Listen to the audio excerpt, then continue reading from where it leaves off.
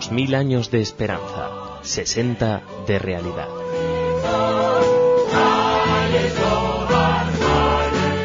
Bienvenidos a nuestro programa. Hoy hablaremos de Yitzhak Shamir.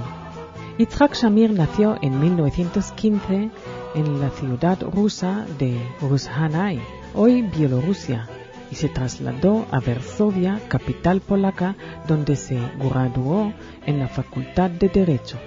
Ya en su juventud se unió al movimiento revisionista del movimiento sionista. Se llamaba entonces Yitzhak Yazrelsky. Lejos estaba entonces de saber aquel muchacho rebelde que con el tiempo asumiría la más alta magistratura del Estado de Israel como primer ministro de Israel durante 2 mandatos, 1983 a 1984 y 1986 a 1992, y el ministro de Asuntos Exteriores entre los años 1980 y 1986. El 7º primer ministro de Israel se educó de niño en su país natal, Polonia, y asistió a la escuela hebrea en la ciudad de Białystok, uniéndose a los 14 años de edad al movimiento juvenil Betar.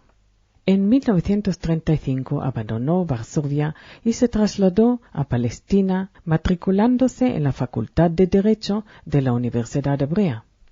En 1937, con su oposición a la corriente principal de la política sionista de moderación, se unió a la Irgun Tzva'i Leumi, Etzel, y en 1940 pasó a ser miembro de la fracción dirigida por Avraham Stern, el Lehi, Lojamei Herut Israel, o Combatientes para la Libertad de Israel. Detenido por los británicos durante y después de la Segunda Guerra Mundial, Shamir logró escapar la segunda vez en 1947 desde el campo de prisioneros británico en Eritrea, desde donde huyó a la vecina Givati, colonia entonces francesa. Le fue concedido asilo político en Francia, desde donde regresó a Palestina en 1948, volviendo al comando de Lehi hasta el establecimiento del Estado de Israel. Tras varios años en los que dirigió empresas comerciales, se unió a los servicios de seguridad a mediados de los años 1950 y mantuvo altos cargos en el Mossad. Regresó a la actividad comercial privada a mediados del decenio de 1960 y se involucró en la lucha para liberar a los judíos soviéticos. En 1970 se incorporó con Menachem Begin, se adhirió a la oposición de Partido Herut y se convirtió en miembro de su ejecutivo.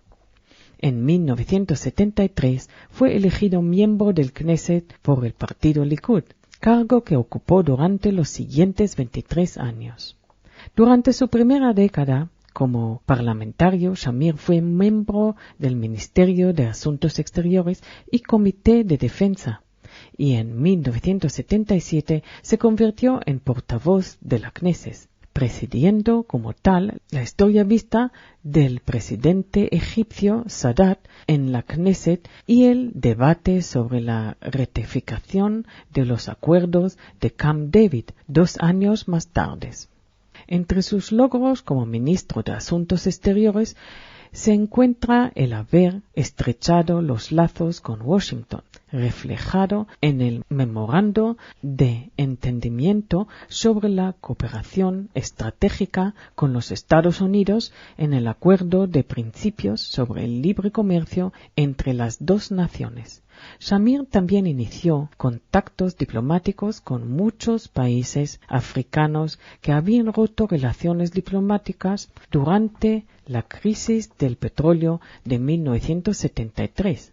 Después de 1982, con la Operación Paz para Galilea, Yitzhak Shamir dirigió las negociaciones con el Líbano que llevó al Acuerdo de Paz de 1983, acuerdo nunca ratificado por el gobierno libanés.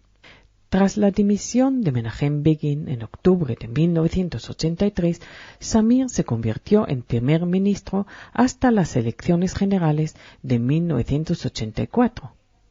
Durante aquel año se centró en asuntos económicos, preocupado por la inflación.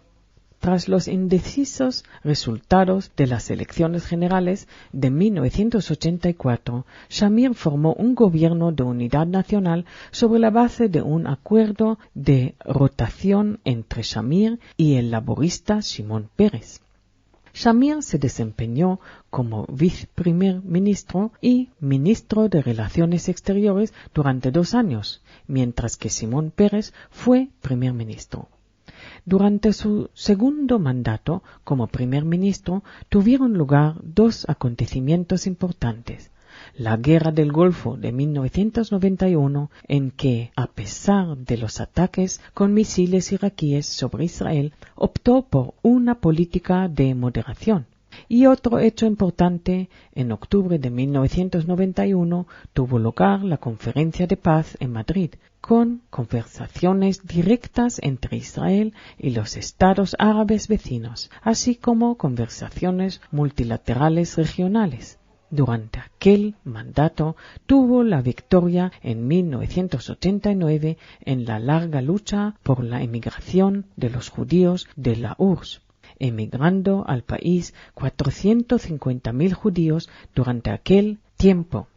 La segunda fue la Operación Salomón en mayo de 1991, en la que 15.000 judíos de Etiopía fueron traídos a Israel en un masivo puente aéreo.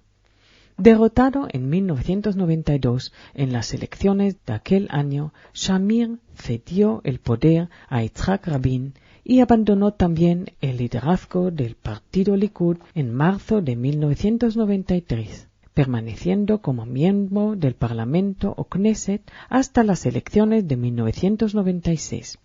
Durante algún tiempo se mostró crítico con su sucesor en la dirección del partido, Netanyahu, a quien consideraba demasiado indeciso y permisivo en sus relaciones con los árabes, llegando a dejar incluso su viejo partido para expresar su desconformidad con la política que estaba llevando a cabo. Tras la derrota de Netanyahu, Shamir volvió al Likud, dando su apoyo a Ariel Sharon en las elecciones de 2001. Durante algún tiempo no se oyó hablar de él, hasta que en 2004, a petición de su familia, fue solicitado que el Estado se hiciera cargo de su enfermedad y hospitalización en el Queen Juliana Hospital para enfermos de Alzheimer en Herzliya. Petición que el gobierno no quiso atender por miedo a sentar un peligroso precedente. En junio de 2006 saltó la noticia de que el viejo luchador Shamir, que ya había cumplido los 91 años, era incapaz de reconocerse a sí mismo. Gracias y hasta el próximo programa.